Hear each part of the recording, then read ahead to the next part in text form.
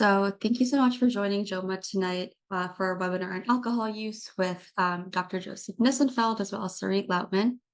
The Jewish Orthodox Women's Medical Association is a dynamic organization of over 600 Jewish Orthodox women in medicine dedicated to professional growth, community service, and advancing healthcare knowledge. Through education, mentorship, and advocacy, JOMA empowers its members and promotes health and well-being within our communities. Our vision is a Jewish community who has easy access to culturally sensitive and relevant health information and can make informed medical decisions.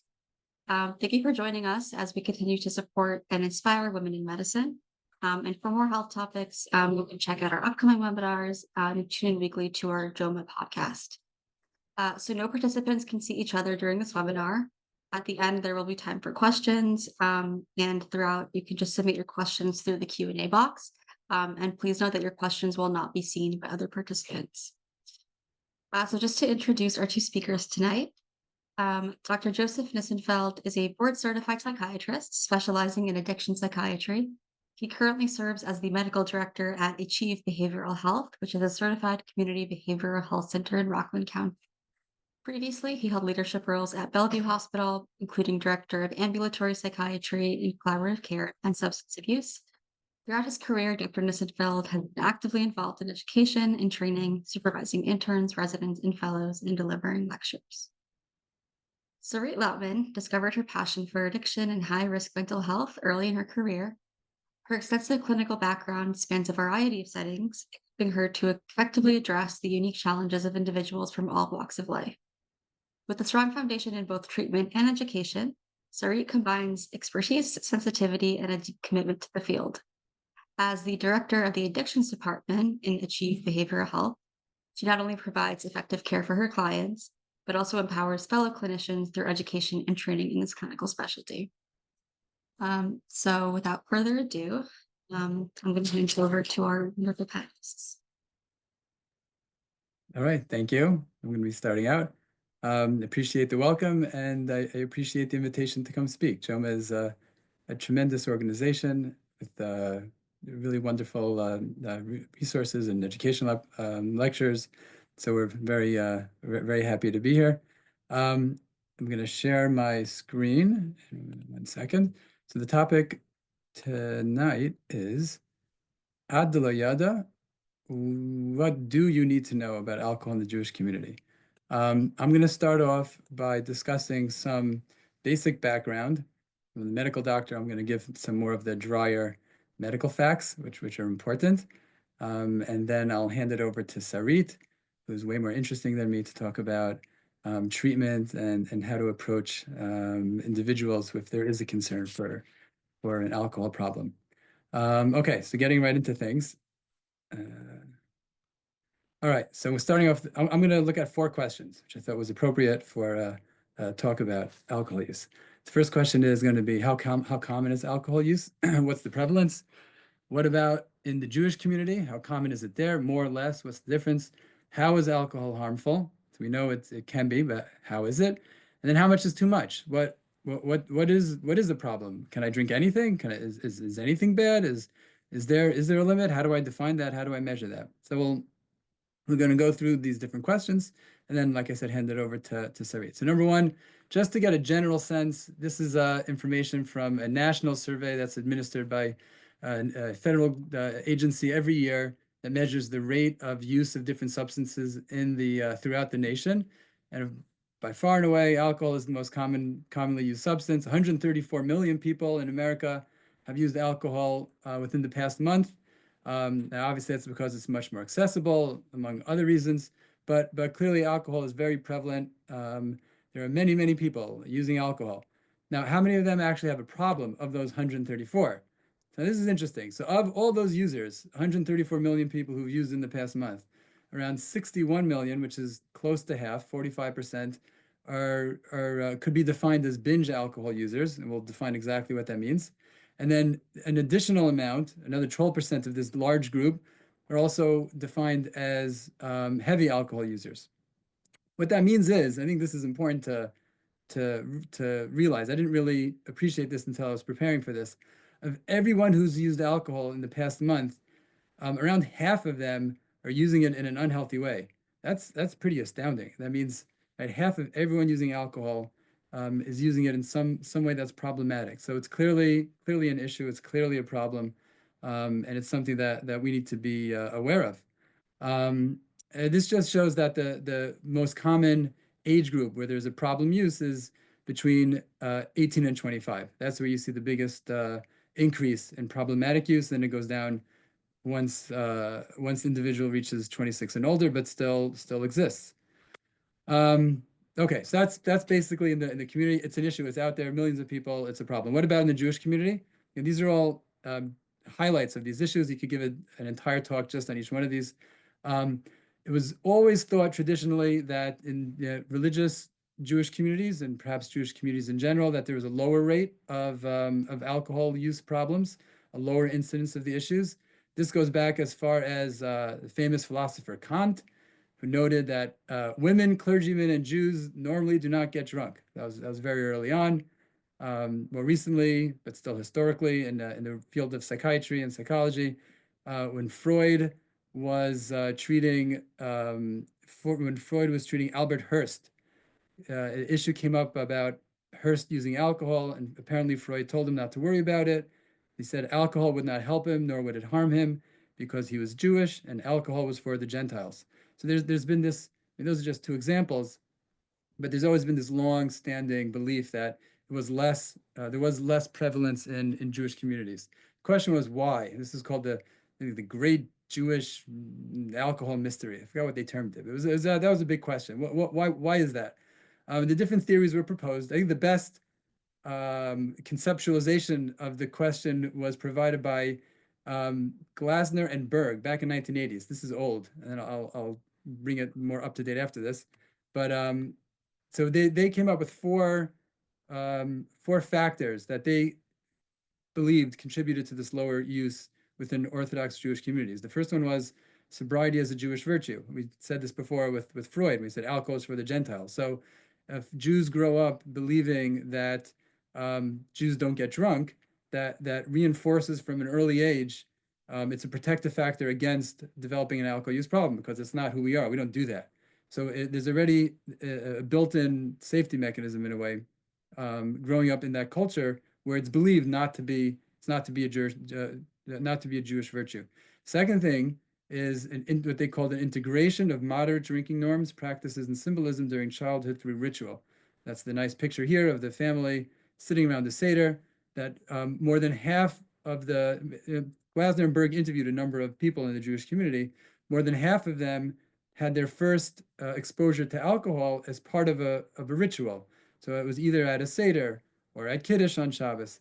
And by being introduced to alcohol in a very prescribed, formalized, ritualized manner, it starts by setting it up as something that's done in moderation, with family, in a context, and that adds further protection. So it starts off with this identification as being sober, then the initial introduction to alcohol reinforces that safe way of use, and then it's continually reiterated of moderate drinking through restriction of most primary relationships to other moderate drinkers. So in the Orthodox Jewish community, most of the Orthodox Jewish people they spoke to had other Orthodox Jewish friends who had similar backgrounds, who shared similar conceptions of the value of sobriety, had similar exposure to alcohol use and rituals, and that reinforced it. So it started again, even before birth, initial exposure, reinforced through peers and social settings, and then that leads to then a development of techniques to avoid drinking more than one wants to amid social pressure. It's a lot easier to say no if you're coming from this background. It could be because of religious reasons or for a variety of reasons. It was much easier for individuals coming from these societies from these cultures and communities to say no. There was less pressure. So they proposed that these four factors were what contributed to the lower rate of alcohol use in the Jewish community. Others came up with other things. For example, religious teachings. If you look in the Gemara and in the Poskim, they talk a lot about the problems, the Isurim, it's Aser, to get drunk, the religious lackings of it. So these all came together to serve as a protective factor. unfortunately, a lot of that has changed now. This is just from my recollection. When I grew up, if you went to a kiddush, there was like one bottle of Chivas Regal. And now if you go to a kiddush in a shul, is a whole array of various whiskeys and scotches and everything.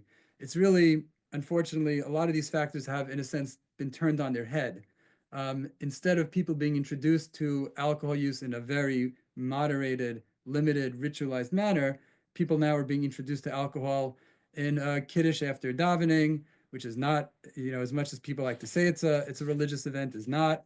It's not ritualized. It's not clearly defined. The focus is less on the experience, on the religious experience, and more on the alcohol. That's the major focus. And in a way, the protective factors have now turned into risk factors. So, in the past, using alcohol in this very tight manner would be protective. Now it's almost like it protects the alcohol use. In other words, for any adult or father to leave his home for 2 hours and get smashed drunk with his friends and then stumble into his home 2 hours later, anyone would say that that's a problem. However, when it's in the context of a kiddush, it's easy to come up with an excuse. It's not an issue. It was a kiddush. Everyone's doing it. It's not. We all do this. It's a davening. It was a simcha. I had to go. So it's again, unfortunately, it's been turned around to become more of a risk factor than a protective factor, as the shift has gone from focusing on the ritual and the experience to the actual alcohol, where alcohol is given this primacy as something that's valuable and that's important. So unfortunately, there has been, I think, a shift in these factors, and we have seen an increase in the rate of alcohol use within the Orthodox Jewish community. And again, there's a lot more to say about this. We could spend an entire hour just talking about that one factor, but I think it's important to recognize the shift that's happened in the way alcohol is perceived, our relationship to it, the role that alcohol has within the Orthodox Jewish society and experience, and how that has shifted over time. And it's important to be mindful of that. This is just an example of an article from the Wall Street Journal a number of years ago, Taste of Whiskey at the Synagogue. Right, and as it says, to hear whiskey drinkers tell it, enjoying a good glass of scotch is akin to a spiritual experience. So again, the shift has gone from the spiritual experience to the scotch, which which is a problem. Okay, so moving on, even though I could talk about this all night, is alcohol harmful? So yes, the answer is yes. Excessive alcohol consumption is the third leading preventable cause of death in the United States, according to the American Public Health Association. How is it harmful? What does it do? So it can be harmful, or to the degree that it causes death, in one of two ways. Either in a chronic way, that alcohol can contribute to chronic illnesses like different cancers, heart disease, liver disease, or in a more acute way, with even using once, can also be implicated in serious problems such as motor vehicle crash. We know someone driving intoxicated, drinking too much, which can cause alcohol poisoning, which unfortunately we see every Purim, aspiration, alcohol being involved in either drug overdose or suicide, which also is often a contributing factor. So it can be harmful in many ways. This is just, I'm not going to go through this whole thing, but this just highlights the fact that alcohol, because of its the way that its chemical compound, the way it works in the body, really has a very broad and wide impact and effect on many different systems in the body. It affects the liver, the GI system, affects bones, pancreas, muscles, lungs. It affects the immune system. It causes different cancers, liver cancer, colon cancer, breast cancer, and contributes to all of these things. So it really has a very wide effect and can have significant harm over time. Interestingly, there was a study by a famous addiction personality who's a little bit controversial, but he did a study to try to assess the level of harm of different substances. And as you can see, the number one harmful substance that he came up with was alcohol. Interestingly, he looked at both harm to user and harm to other. Blue is harm to user, red is harm to other. What pushes alcohol over the top was not necessarily the harm to the individual, although there is significant harm, like we said. It's more the harm to others, the harm to society, to others in the family, that makes it the most harmful substance. And this just shows the different factors he considered. When we talk about to others, it includes injuries to others, crime, environmental damage, family adversities, international damage, economic costs, community. So alcohol has a significant impact not only on the individual who's using it, but also for the community, for those around. It can have a significant impact as well. So how much is too much? So we know it's a problem. When do I know that the amount that I'm drinking is a problem? So there are a couple of basic numbers to keep in mind. Again, just to review this briefly, according to the dietary guidelines for Americans, the recommended amount is either 1 drink or less for women, 2 drinks or less for men. That doesn't mean you have to have 1 drink or less if you're a woman, or 2 drinks or less if you're a man. It means that drinking that much is a safe amount. Originally, there was some thought that maybe a small amount of alcohol is helpful or healthy or protective. It's not so clear if that's true at this point. So generally, the recommendation is if you're not drinking, don't do it. Don't start drinking to be healthy. But if you are drinking, if you keep it to 1 for women, 2 for men, you're probably safe, unless you're pregnant or might be pregnant, or you're younger than 21. Again, very important to remember now around Purim. It's never safe for anyone under 21 to drink alcohol. There's no amount. If you say, how much can my son, who's a young teenager or adolescent, drink? The answer is always going to be nothing. But for adults, for responsible adults, this is considered a safe amount. And if someone has medical conditions or had a history of alcohol use, of course, you would not want to drink either. What is considered the unhealthy or dangerous use? So there are 2 different criteria that are considered. The first one is called heavy drinking, and that is 5 or more drinks on any day for a man, 15 per week, 4 or more drinks on any day for a woman, or 8 or more drinks per week. Once a person hits this level, it's very likely that they have a problem. So if someone is having this much and says, yeah, but it's not an issue, chances are it's not true. That's just based on, if you look at the population, the people who drink this much, invariably, with a very high percentage, also have some other issue, also have some other problem. So this is a problem. Again, it's only a general measure. It obviously depends on the individual, depends on the circumstances, but this is a general measure just for context to think about. The other measure that we think about is binge drinking, which is similar. Binge drinking means drinking enough alcohol that brings your blood alcohol concentration to 0.08. That's already when there's some significant impairment, which is either 4 drinks for a woman, on average, 5 drinks for a man, also on average, within around 2 hours. So anyone who's drinking that much in that period of time, it again increases their risk of having harmful effects from the alcohol use.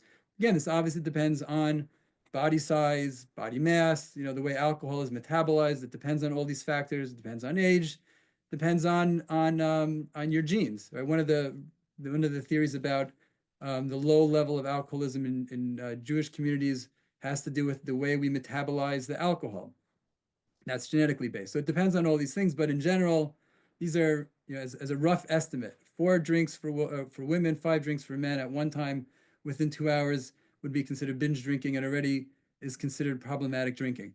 The question is, and this is the last question, and I'll turn it over, what's a drink? So, this looks like 1 glass of wine. That's clearly not 1 drink. So how do we define a drink?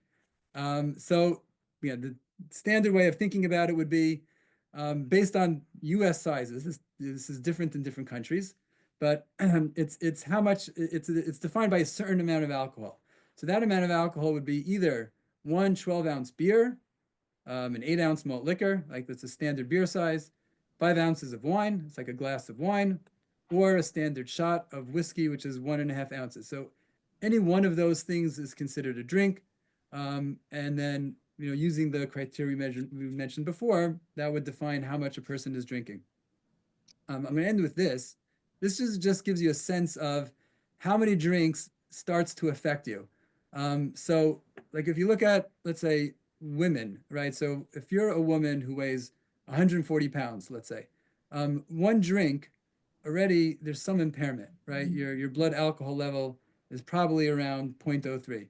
After 2 drinks, it's already 0.07, which is where it can already begin to affect driving skills, and is close to being considered criminal if you're pulled over drinking that much. By the 3rd drink, it's already clearly over that limit. So it doesn't necessarily take that many drinks to increase it, which is why, again, we didn't mention this before, but in the list of people who should not be drinking, obviously anyone who's driving shouldn't be having any drinks. It's very hard to self-moderate this and to know when you've had enough or when you haven't had enough. And it very, very quickly goes over the limit, even with a small amount of alcohol, small amount of drinks. Again, that could be 2 shots is already affecting your driving ability and can lead to legal problems. So very important to be mindful of that. What do you do if you know someone who's drinking too much, or if you'd like to try to help someone? And I'll turn that over to Sarit. Thank you very much, and thank you for having me. I appreciate it. Let me just share my screen.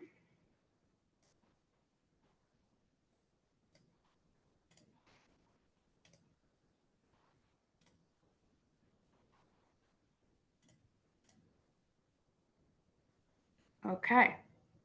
Everyone can see? Hope so. So I just wanted to start off by thanking everyone for coming and for having me. Before we get into the specifics of what I have here, I just wanted to point out that when Dr. Nissenfeld and I are talking, we're talking on a broader spectrum, and it's really important to identify and to notice that addiction is not linear, it's complex and it's complicated, and each person has their own individual story. So when we're talking in this broader spectrum, it doesn't mean that every person who drinks alcohol has an addiction or has a substance abuse concern, but to remember that it's very individualized, and that will help in communication is to know that each person is different. So I just want to start off here by addressing the social aspects and the treatment of somebody who may be engaging or what they could get from treatment if they're suffering from any alcohol use. And what we look at as professionals is how alcohol is impeding a person's ability to function. And that's really important when assessing the severity of their use. And with that, we look at the physical warning signs and the behavioral warning signs. And there's a universal idea of what that may look like if you're walking down the street and you may see somebody who has a bottle in their hands and what that may look like. But what if that's your friend or your sibling or a parent or a cousin? What can you notice about them that may bring up concern for you, and should you engage in some conversation with them? And some of the physical warning signs could be that they have bloodshot eyes, they may have a hygiene issue, their clothes may be dirty, there's some slurred speech, some balance issues, they may be forgetting some commitments, and that could also lead to some behavioral warning signs, which are a little bit more apparent, where you'll see that the person who you once knew, depending on if their alcohol use is really intense, the person who you once knew is no longer as much of that person. You're going to notice personality changes and attitude changes. They may be disengaging and isolating from their friends and family. They may be also changing their friend groups or changing who they hang out with because they want to associate or be around other people that are engaging in the same acts as they are, despite that may not being the best environment for them. You may notice that they're making really bad choices with money. They may be stealing money. They may be asking for money, holding a lot of cash. And those are really big universal signs that there's some behavioral issues and some physical issues that somebody may see on a loved one. The biggest thing that we look at when we are assessing the severity of their alcohol use is the potential for withdrawal symptoms. And this is what gets the most concerned, because the withdrawal symptoms can really lead to medical issues, and that can really impact a person's life, right? The worst thing that can happen when talking about withdrawals is the possibility of alcohol poisoning, is a possibility of death, is a possibility of seizures. And you can see here that a seizure is possible 6 to 72 hours after a person's last use. Now, again, like I said, it's not always like this. It is individualized. Doesn't mean that a person's going to drink and they're automatically going to have withdrawal symptoms. But the more that a person engages in alcohol use, the likelihood for them to have withdrawal symptoms increases. And some of the withdrawal symptoms, aside from the seizure, can look like nausea, insomnia, sweating, body shakes, irritability, unable to hold themselves. They're unable to deal with anything in their lives. And in those cases, we really want to assess for their level of care so that they can get the best type of treatment that we can possibly provide for them. Very quickly, some medication that could help when somebody is experiencing alcohol abuse and to help with maintenance is antabuse, is Vivitrol, and then we'll get into the therapy section. But those are just very quickly some medications that can help. So I'm going to talk about treatments and level of care, and this is really where assessing their severity of alcohol use and working with a professional can be really helpful. There are many levels of care, and I know that often people feel like there are no answers out there, there's no support out there, and I want to tell you that that's not accurate. There are many different people who can help you with helping your family member or your loved one get into a program that could help them, and not only help them but also help you as the loved one in their life, whether that's going to an outpatient program, speaking to a therapist that has some understanding, even, thank God we have Relief in the Jewish community that can help guide to what level of care that person may need. So this is according to ASAM criteria, and there are different levels of care. If a person needs withdrawal management, they need detox, depending on their severity of use, specifically if they are experiencing withdrawal symptoms. We really recommend them attending a detox program so they can be monitored by medical professionals and make sure that they are in a safe environment. It is really not recommended for them to experience any withdrawal symptoms and go through detox at home, because that could really lead to, again, the seizures and the really dangerous levels of withdrawal.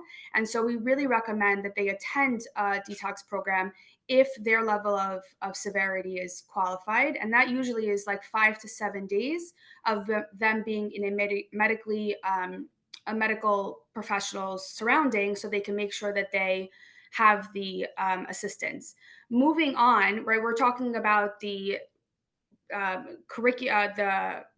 levels of care. Doesn't mean that you necessarily have to do all these levels of care in this order, but these are really helpful when you're talking about a continuum level of care. So the most severe is the withdrawal management, the detox. Then we have the short-term 28-day program. The real benefit of going to a 28-day program is allowing the person to have a time where they can stabilize on not drinking. They can have the medical around them, the doctors around them, the nurses around them, and they can stabilize on medication if prescribed any medication. And this really gives them the time to have some clean time away from the alcohol and just come back to themselves. It's not long-term. It's usually only 28 days. But then moving away from that, they can be transferred to a long-term treatment, which normally looks like a 3 to 6 to 9 month to even a year of them being in a recovery environment where they have therapists and psychiatrists and psychologists and just their peers surrounding them, where they could get the most assistance and they can get all the help that they need in order to really come back to themselves and learn the skills that they need in order for them to live a life of recovery. It is not easy to go from engaging in substance abuse to then being in recovery. Your whole life is flipped upside down. So to be in that environment is really, really helpful for that person, to allow them to just come back to themselves and learn who they are outside of the alcohol use. Now, my favorite is obviously outpatient treatment. I've been working in outpatient treatment for many, many years, and I think that this is the most important level of care. And the reason why I believe it's the most important level of care is because a person can either be starting over in a new place or going back to exactly where they were when they started drinking. And now all of a sudden they're thrown back into society. They have to get a job. They have responsibilities that they don't have when they're in long-term care, because that long-term care is such a beautiful bubble, but they're going back to this outpatient level and they have to try to figure it out. And all the triggers and all the trauma and everything that they dealt with that led them to alcohol use is now right back in their face. And so outpatient treatment is so important because it allows somebody to continue having support and an environment where they feel safe, even when all the responsibility comes back to them. And so there are many times when I'll speak to a family, or I'll hear a story of somebody who did not go to outpatient treatment because they felt like after detox and after long term they didn't need it, and they were missing the support, and they were missing the recovery environment that they no longer have being in that long-term care. And obviously, we have AA groups, and that is a community-based environment, which is really beautiful. Also, there are people who really connect with it. There are some people who don't. If you follow the 12-step program, but the benefit of that is that you have a sponsor, so you have that buddy that you can call all the time if you really need some help and you really need some more support than what you may be getting, outside of that. So, what treatment looks like when you're in these levels of care is really about making your treatment individualized and making it a part of your everyday life. You're able to have a therapist, you're able to see a psychiatrist if necessary, you're able to even have peers, you're able to have that continuum of support, because as adults and even as kids, we need a lot of support in general, let alone if we're dealing with substance abuse, we need even more support. So, what treatment looks like is I will have a client sitting in front of me, and I will have the next client an hour later, and their treatment looks completely different. Even though they may be talking about alcohol use, both of them, but their treatment looks different because it has to be individualized for that person. So, when we're talking about how to be there for our loved ones, whether it's a family member or a friend, we also have to remember how to be there for ourselves. Working with somebody or caring for somebody who is suffering from any type of substance abuse, specifically alcohol, is an incredibly difficult job. And we have to remember that in order to be there for others, we have to be there for ourselves. But dealing with that person can take a lot of patience and could be incredibly frustrating, because you just want them to want to be better. You just want them to want to live a life that doesn't include substance abuse, that doesn't include alcohol. And sometimes they're not ready to open that door, and they're not ready to leave the alcohol behind. That alcohol becomes their best friend. That substance becomes their best friend, and they're not ready to say goodbye. And that could be really difficult for us as a loved one in their life to witness this. And so when you're seeing on your screen different words that could help with talking to somebody who is suffering from alcohol addiction, but these words are also for yourself. You have to be understanding for yourself. You have to listen, you have to support, you have to have empathy. And it's so important to not only keep the door open for other people who are suffering because they may not be ready yet, but when they are ready, we want to make sure that they have somebody that they can turn to and say, hey, listen, I'm ready, I need some help. And keeping that door open while also making sure that you are taking care of yourself and keeping to your boundaries is incredibly important for this whole process. But, just talking to somebody about what they may be going through and allowing them to feel like they have a space to come to someone and say, I need some help. I'm noticing that I'm doing this too much. I'm noticing that I'm drinking too much. That to have that person is not super common, but is incredibly powerful. So remember that even if you're talking to somebody and you're feeling frustrated and you don't know how to help them, you yourself can ask for help from a professional and allow that person, when they are ready, to come and say, hey, listen, I'm ready, what's my first step? And that also includes talking to people about, let's say, Purim, right? That's coming up. And we're noticing that, like Dr. Nissenfeld said, there's an increase in alcohol use, and we can't necessarily control that. So how do we talk to our loved ones, and for ourselves, our kids? How do we actually expect anyone in today's society to say no or to have our limits? And there is no way to guarantee that somebody is not going to drink. But there is a way to talk to our family members, to talk to our kids specifically about drinking in a safe way and teaching them how to have the confidence to say no. So some things that could just off the standard allow them to drink in a safer way, even though it's not safe, but in a safer way, is to make sure that your child is eating before they drink. Drinking on an empty stomach is never going to be a good idea. So eating before they drink, knowing that they should not mix alcohols. Mixing alcohols could be very dangerous, and it could really bring up a lot of negative side effects. And teaching them the confidence to know what their ability to say no and to know what their limit may look like. Now, it's a beautiful thing when you're seeing a bunch of boys going in a limo and they're going from house to house and they're collecting, and it's such a beautiful experience, and they're singing and they're dancing. And some people, when they drink, they become more spiritual. They have, they dance more and they're more lebedik, and that's a beautiful experience. But there are some people who drink and they don't have that, and they become very dangerous, and they engage in dangerous environments, and they don't have a safe driver, and they are not with safe people. So having these conversations with our children, specifically, our teenagers, or whatever that may look like for you in your life, is really important to teach them to safely engage, and to also do it in a way that they are able to have the confidence to say no. So I think we're hoping to have some questions on my screen here.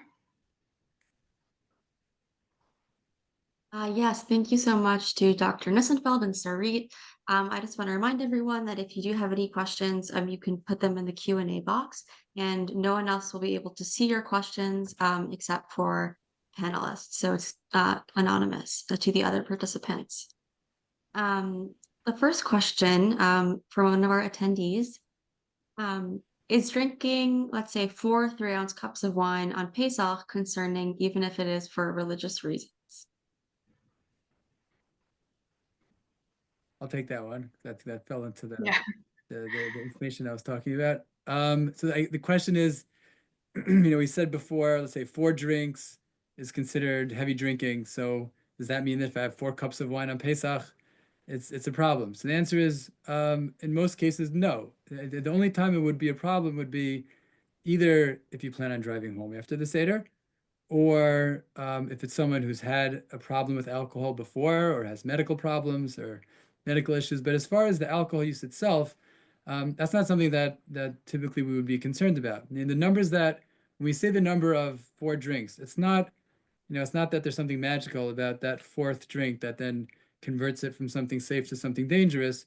What it means is that in general, for most people, if a woman is having 4 drinks at one time, in general, that tends to be associated with dangerous patterns and with other problematic issues.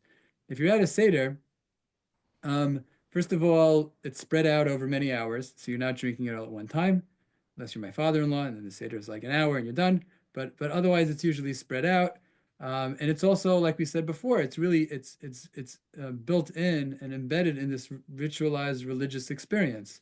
So it's not associated with the other dangerous behaviors that we would typically associate with heavy drinking. So if you think about, outside of a Seder, if someone's having that much to drink, either they might be, they might be in a party, in a bar somewhere where, they start engaging in other dangerous behaviors, or if they're home alone and depressed, and that's why they're drinking that much. I mean, there are usually other reasons someone's drinking that much.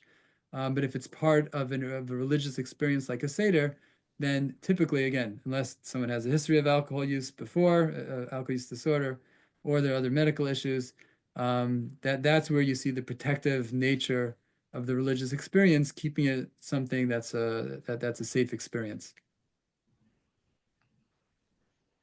Thank you.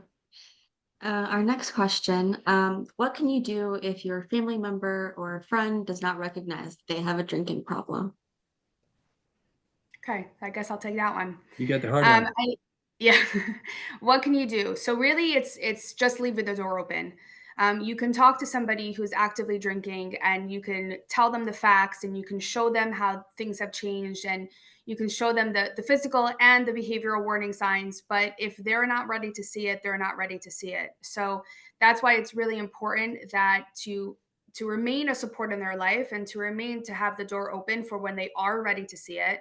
And you can continue talking to them. But like we all know, with any type of issue in our life, if the person themselves are not ready to recognize the issue, then it doesn't matter how many times we say it, they're not going to recognize it. But it is really important not to ignore it. It is really important to express to them that you have a concern and that you want to make sure that they're being taken care of and they have help. but there's no other way to get them to that point until they are ready to get to that point.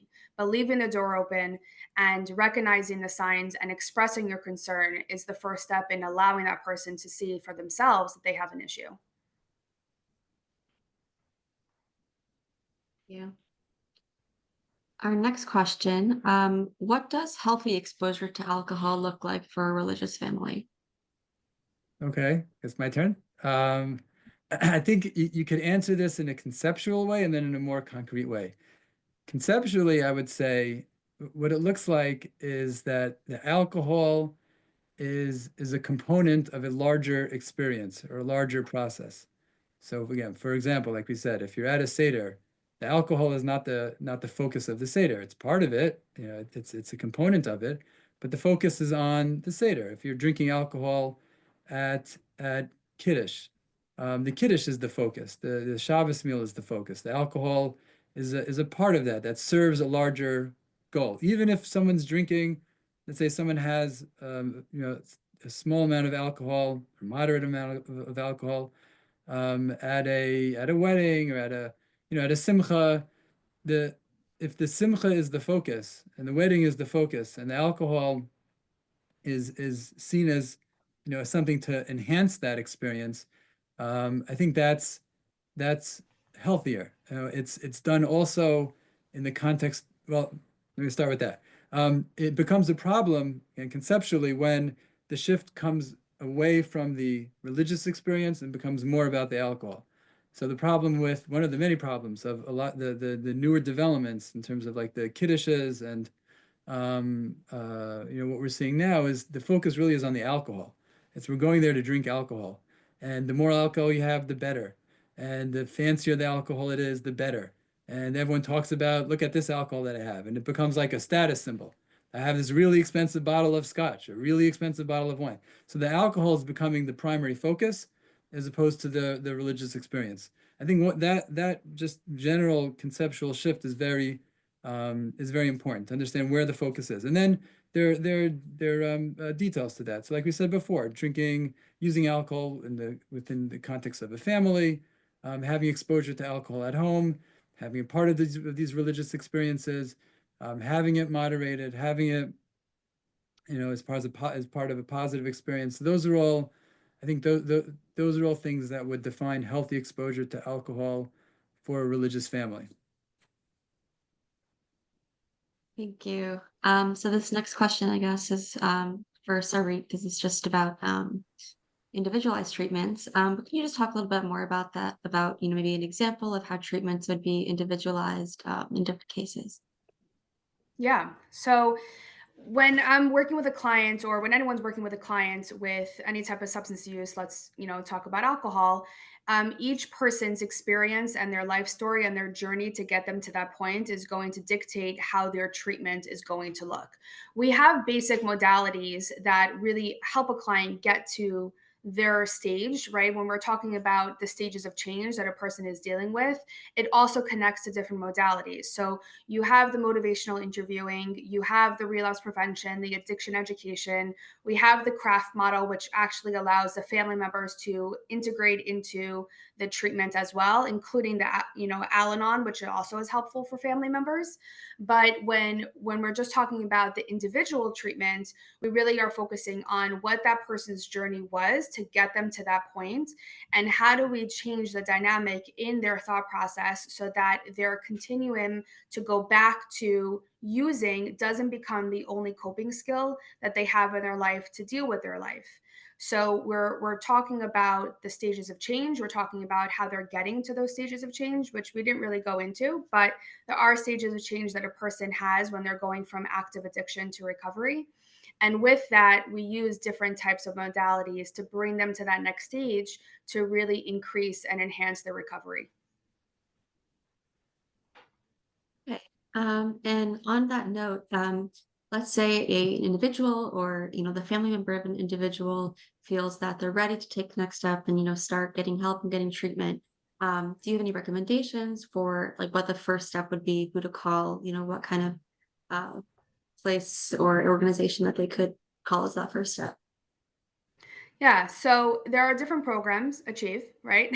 Achieve Behavioral Health is, we'll just put a plug in here for here, but we're always here to help and to call, and we do assessments all the time to assess for level of care. Even if a client comes and they're telling us this what they're dealing with, and someone may call me and said, "Can you call them and assess if this is the right level of care?" We can do that, and we make recommendations based off of that.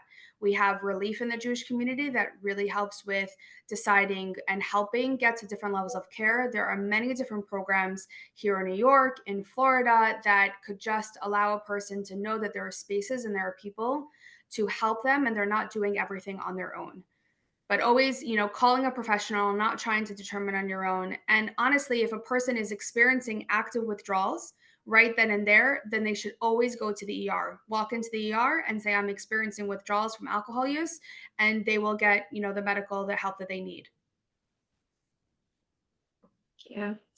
So just to kind of pivot a little bit, what advice would you give to a parent in terms of encouraging their teenager not to participate in underage drinking when their friends or their peers are? I think we can both comment on this. Dr. Nissenfeld, do you want to go first? I'll start with some of the boring medical facts again, also, just to frame the question, and then turn it back to you. I think it's important to before we answer, it's important to recognize why, like, why is this so important? Why do we get so worried about teenagers drinking alcohol? Like, where does the risk come from? The reason we're so concerned is for a number of reasons. Obviously, we've all seen horrible stories of teenagers, young people who've had horrible things happen because of excessive drinking. The reason for that is, and well, there are a number of things. Number one, teenagers are much more impulsive than adults. The brain areas that deal with executive functioning and thinking things through aren't working as well. The emotional areas are much more heightened. Social pressure is much stronger. So there are all these factors that contribute to, it makes it much harder to drink responsibly if you're a teenager or a young person. The other thing is, even if something terrible doesn't happen in that moment, we also know that the earlier an individual is exposed to any kind of addictive substance, the greater the chances are of developing a problem with that substance later on in life. And it's any substance. So, someone who's introduced to unhealthy alcohol use or smoking or vaping or anything at a younger age, the risk of developing a substance use disorder of any kind later on in life increases. It increases exponentially based on how early it is. So the earlier someone starts using, the higher the risk is later on in life. So, and we know that these substances also interfere with normal healthy brain development. So there are just so many things that make it dangerous and unhealthy. And even if, again, God forbid, nothing bad should ever happen, even if something terrible doesn't happen, it's not healthy. It's not. It's very hard to have a healthy use. Having said that, then the question is, okay, so how do we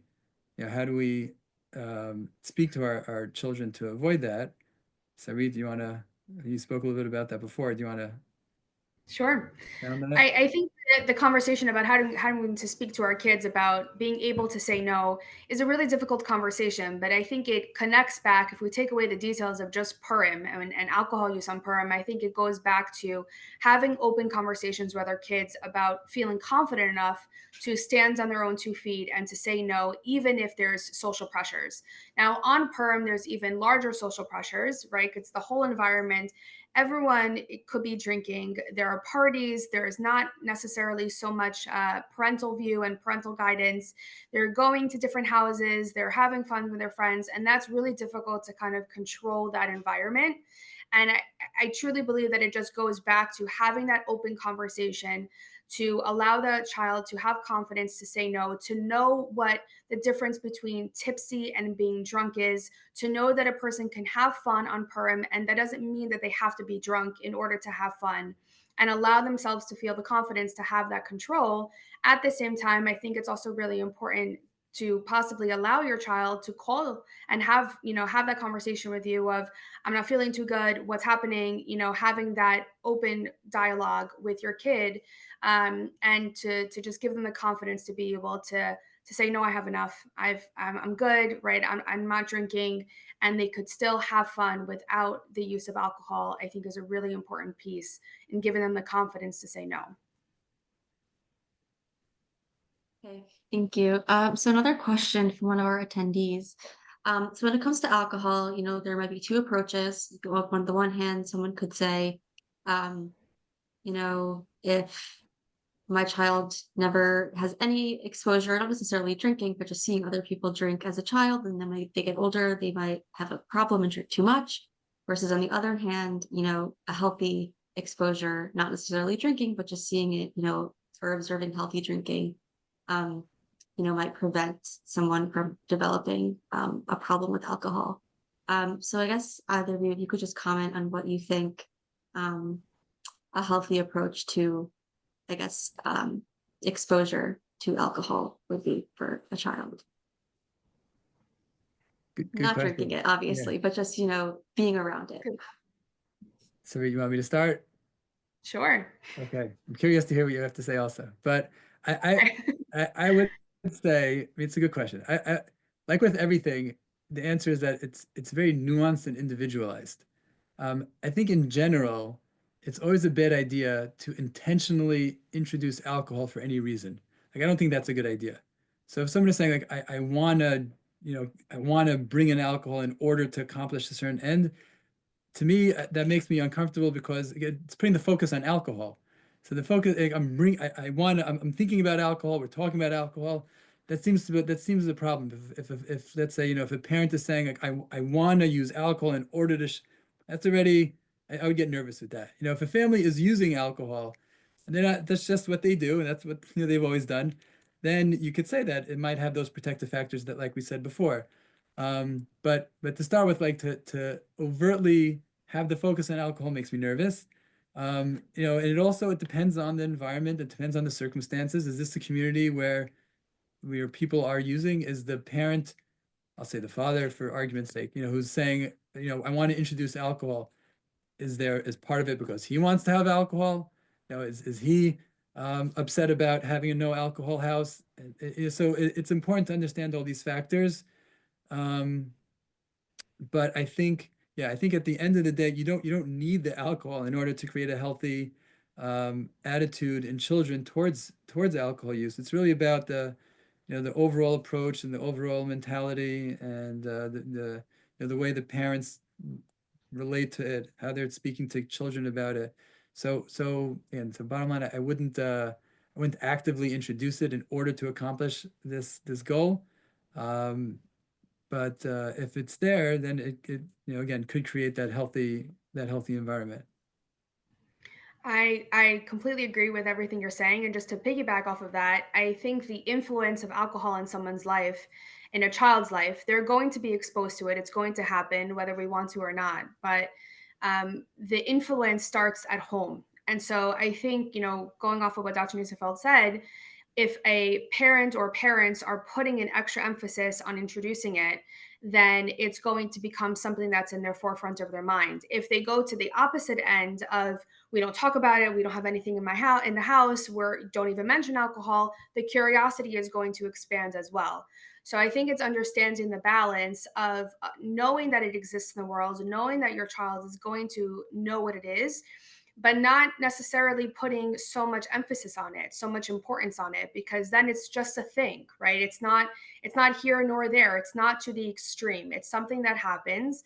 And maybe you see your parents have Kiddush on Shabbos, and maybe you see that there are times where they may drink more or they may drink less, but the attitude that the parents have are going to be the attitude that the child is going to learn. That is the learned behavior, their relationship to alcohol. Now, throughout life, things may change and, they may turn to alcohol, and that could be in the household where alcohol use was not apparent in that life, in that household. But I think overall, the influence that the parents have and the attitude that they have will put the influence on the child. So having that balance of, we know it exists, we may even use it every once in a while, but we're not going to put so much significance on it. We're also not going to be naive and know that they're, expect that they're not going to know it, and just having that balance. I think if I could also just add something to what you added to me, I agree also, but I would just clarify that I think you can put a significance on it around unhealthy use. I mean, Sure. I know you didn't mean that, but right, we're not making a big deal about it on a day-to-day basis, but obviously having the conversation about potential dangers and what unhealthy use looks like, I think that can be very important and very valuable. Absolutely. Okay, thank you. And I think this kind of was mostly covered in your last answer. But how would you advise someone to teach their children to have a healthy relationship with alcohol? When specifically the men during kiddish, have a kiddish club or drinking like at events, kind of like Dr. Nissenfeld mentioned, and there's all different types of like fancy alcohol, and it becomes almost a hobby. So how would you kind of advise people who are in this environment and their kids specifically to have a healthy relationship when it's kind of glorified in this way? You're the man, Dr. Nissenfeld. Do you want to answer? Yeah, I mean, it's hard. That's why it's important to have this ongoing conversation, and to try to establish early on a foundation that your children can have where they see a healthy way of using, so they know that it's something that's not right. I think, we were just talking about, you don't want to emphasize too much, but you want to emphasize what's not right. So, this is the kind of thing where, the answer is to address it before it's a problem, and establish that understanding and that foundation that children can have, so it's less of an issue and it gives you some like grounding to be able to speak about it. So you don't start the conversation once they've seen something bad and then you try to backtrack on it. I mean, obviously making sure that your kids aren't going to these lavish kiddishes where people are getting excessively drunk. um Again, to the best of our ability, we can't control everything that our children are doing, but keeping the communication open, having the conversations about it, being realistic about what's happening, being able to talk about it with your kids, the modeling appropriate behaviors. I think that's the best we can do. But you're right, it's very difficult when things look fun and awesome.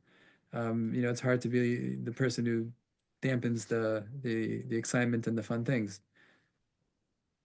To add to that, I think, anything when it comes to mental health or conversations just in general, I think honesty is really the best policy. And being honest with our loved ones and being honest with our kids specifically about, yes, this does exist, and yes, you might see someone who's, you know my brother-in-law drinks every Purim and he just connects to it, and the Devar Torah that he gives are just amazing, but that doesn't mean that everybody is going to get to that way. So to have an open conversation about what alcoholism can look like and over drinking can look like, while also having that open communication, I just think allowing the kids to really see everything is really important. It's also on a, I mean, I see some of the questions are coming in. The answer is partly on the community level also. What can we do to limit that kind of exposure? And what can we do as a community to prevent children from seeing this, or prevent the glorification of alcohol and alcohol use? That's a much bigger question, though. It's a lot harder to answer. Thank you. So it is 9 o'clock. So I want to say thank you to both of our panelists, to Sarit and Dr. Nissenfeld, for all your answers, but your presentations as well. And to thank all of our attendees as well, for attending. This was really helpful. I learned a lot too as a future psychiatrist. So thank you both so much. And we hope that everyone has a happy and healthy and safe Purim, whether or not you decide to have some alcohol. Thank you Thank so you. much. Thank you so much for having us. It was great.